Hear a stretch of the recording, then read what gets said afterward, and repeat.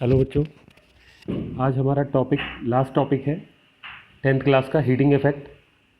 Heating effect में क्या करेंगे हम कि अगर हमारे पास कोई वायर, ऐसी वायर है जो कि कॉपर वायर की बात नहीं कर रहा हूँ, मैं बात कर रहा हूँ नाइक्रोम वायर की। कोई ऐसी वायर है जिसका रेजिस्टेंस हाई होगा, ठीक है, through high current is pass through high resistance, ठीक है।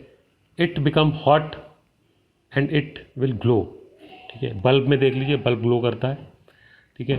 आपके घरों में हीटर होगा, हीटर ग्लो करता है। जब उसमें से इलेक्ट्रिक करंट हम पास करते हैं तो हीटर ग्लो करता है और वो हीट देता है।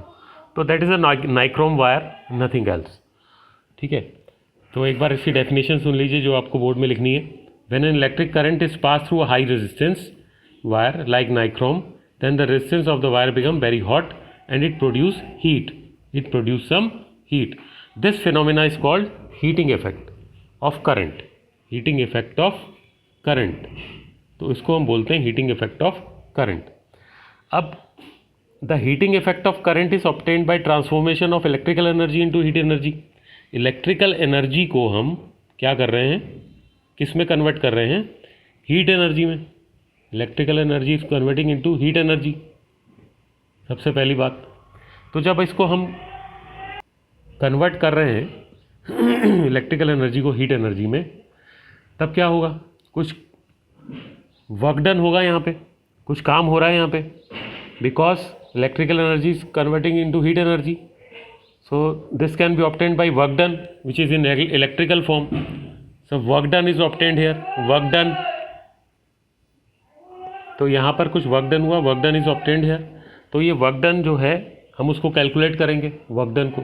आपको पता है कि वर्क डन मैंने आपको पहले बता चुका हूँ, इसकी डेफिनेशन वर्क डन की भी, और इसका फार्मूला भी आपको पता है। वो कैसे पता है आपको? हमने एक वोल्टेज का फार्मूला लिया था यहाँ पे, V equal to W upon Q. यहाँ पर वर्क डन था, ठीक है। तो यही वाला फार्मूला दोबारा ले लेंगे हम, W इक्वल टू क्या हो जाएगा? V into Q, right. अब यहाँ पर आपको I इज इक्वल टू क्या था? Q अपॉन T, यानी Q को हमने लिख लिया IT यहाँ पे। W equal to V into I into T, right. और एक और फार्मूला हमें पता था, V इक्वल टू IR वाला, ये भी सब्सटीट्यूट कर देते हैं यहाँ पे। अगर ये भी सब्सटीट्यूट कर देते हैं तो ये हमारे पास क्या बन जाएगा? IR multiply by I into T, ठीक है। तो ये हमारा फार्मूला आ गया यहाँ पे। तो W इक्वल टू क्या हो गया? I square R T, I square R T, यानी कुछ वर्क डन हुआ हमारा, I स्क्वायर आर टी। अब ये वर्क डन किस फॉर्म में हुआ? ये वर्क डन हमारा किस फॉर्म में हुआ? ये वर्क डन हुआ हमारा हीट एनर्जी के फॉर्म में। हीट एनर्जी हमें मिली यहाँ पे। हीट एनर्जी कैसे मिली हमें यहाँ पे some electrical energy is converted into heat energy. वो एक रेजिस्टेंस था, हाई रेजिस्टेंस, जिसमें से करंट पास हुई, और वो करंट पास हुई तो वो ग्लो हुआ, तो हमें हीट एनर्जी मिली, हीटिंग इफेक्ट ऑफ करंट मिला। तो हीटिंग इफेक्ट ऑफ करंट मिला, कुछ काम हुआ हमारा, वर्क डन हुआ, तो उस वर्क डन को हम चेंज कर देते हैं हीट एनर्जी में। फॉर्मूला हमारा वही रहता है, बट इसको हम W इक्वल टू एच करके इसको चेंज करके I स्क्वायर आर टी यहाँ पे आ जाता है। तो this is called H equal to I square R T. कुछ हमें इलेक्ट्रिकल एनर्जी, हीट को ट्रांसफॉर्म करने के लिए, heat it is transformed into heat energy, and we got the formula I square into R into T। तो ये हमें formula मिला, और इस फार्मूले पे ही कुछ न्यूमेरिकल्स आएंगे, ठीक है। और इसकी यूनिट होती है जूल्स, इसकी यूनिट होती है जूल। अब जैसा कि फार्मूला है H equal to I square R T, ठीक है। तो H is directly proportional to I square, बाकी तो सब R है, T है। R अगर बड़ा होगा तो H बड़ा होगा, T बड़ा होगा तो H बड़ा होगा, ठीक है। तो बाकी तो T मीन्स क्या है यहाँ पे? टाइम है, ठीक है। R मीन्स क्या है यहाँ पे? रेजिस्टेंस है। R अगर डबल होगा तो हीट डबल होगी, टाइम अगर डबल होगा तो ये क्या है? हीट डबल होगी। तो यहाँ पर आते हैं H is directly proportional to I square, H is directly proportional to I square. यहाँ पर if current is double, heat is 4 times. तो यहाँ बच्चों हम देखेंगे, अगर मैं I को, यानी फार्मूला हमारे पास ये है, अगर मैं I को यहाँ पे डबल कर देता हूँ, यानी कि 1 की जगह 2 ले लेता हूँ, ठीक है, 2 एम्पियर ले लेता हूँ, तो क्या होता है? H इक्वल टू क्या हो जाएगा? I स्क्वायर का मतलब 2 का होल स्क्वायर, तो हो जाएगा 4, यानी H हो जाएगा 4 टाइम्स, अगर मैं करंट को डबल ले लेता हूँ।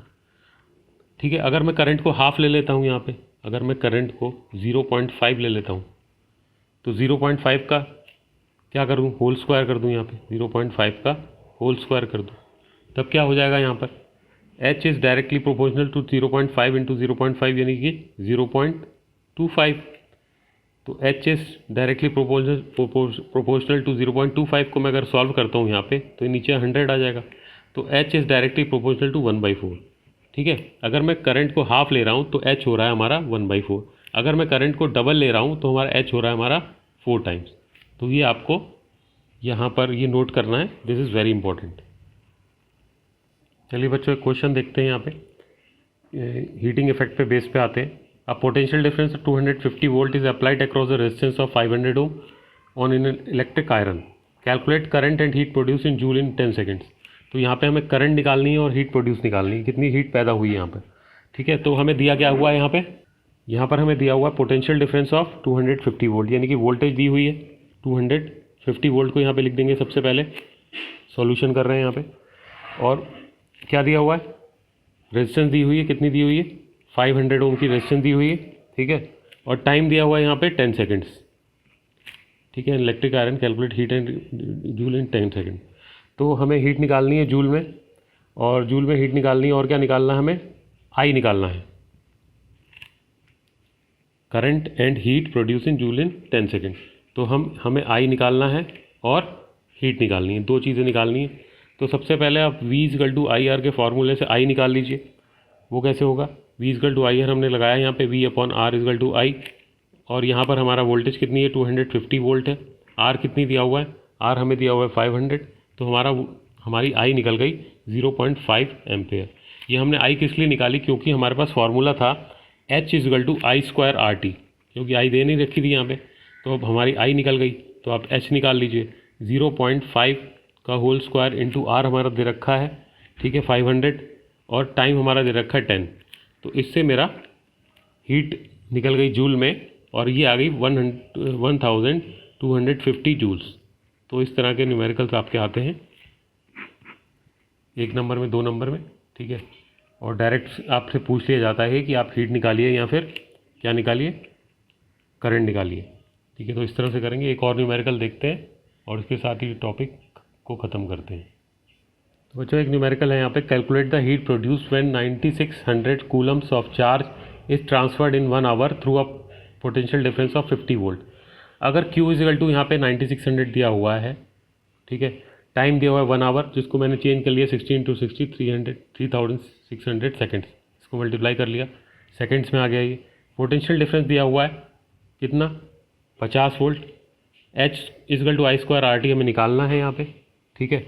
उसके लिए मुझे चाहिए R नहीं है यहाँ पे, और उसके लिए मुझे चाहिए I नहीं है यहाँ पे। तो मैं क्या करूँगा, यहाँ पे सबसे पहले निकालूंगा I इज इक्वल का फार्मूला क्या होता है, Q/T। ठीक है। तो I is equal to Q/T, यानी कि 9600 डिवाइडेड बाई T, और T हमारा कितना है 3600 सेकेंड। ठीक है। ये I निकल गया मेरा, I यहाँ पे आ गया समथिंग 26.74 एम्पेयर, 67 एम्पेयर निकल गया मेरा ये। ठीक है। ये मेरा जो एम्पेयर निकला, ये निकल गया आपका करंट निकल गया यहाँ पे। अच्छा, उसके बाद आप निकाल लीजिए यहाँ पे R निकालने के लिए फार्मूला क्या है, V/IR। ठीक है। V/IR क्या करेंगे, R is equal to V/I। Voltage कितनी दी हुई है यहाँ पे, 50 वोल्ट, 50 डिवाइडेड बाई I अभी हमारा कितना निकला 26.67, और R हमारा यहाँ से निकल गया 1.87 ओम। ठीक है। अब फाइनली हमें क्या निकालना है, फाइनली हमें निकालना है H is equal to I²RT, H is equal to I²RT। तो H is equal to I²RT निकालने के लिए हमें I क्या है, यहाँ पे I है आपका, I हमारा निकला था 26.67 का होल स्क्वायर कर दिया मैंने, R कितना निकला था 1.87, ये निकल गया, और ये हमारे पास टाइम दिया हुआ था। तो इसको जब मैंने कैलकुलेट करा तो ये निकला 4788.400 किलो जूल, यानी जूल में निकला था। मैंने उसको किस में ट्रांसफ़र कर लिया, किलो जूल में अगर पूछ रहा है, और अगर जूल में ही पूछ रहा है तो 4788.400 निकल रहा था। मैंने इसको ट्रांसफ़र कर लिया था किलो जूल में, क्योंकि बहुत बड़ा हो रहा था यहाँ पे, बहुत ये देखो जूल में कितना बड़ा हो रहा है, तो मैंने इसको ट्रांसफ़र कर लिया था किलो जूल में।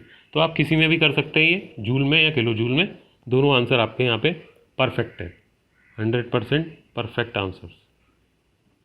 ठीक है, तो ये हमारा था फर्स्ट चैप्टर, और फर्स्ट चैप्टर का लास्ट टॉपिक जो हमने अभी आपको बताया।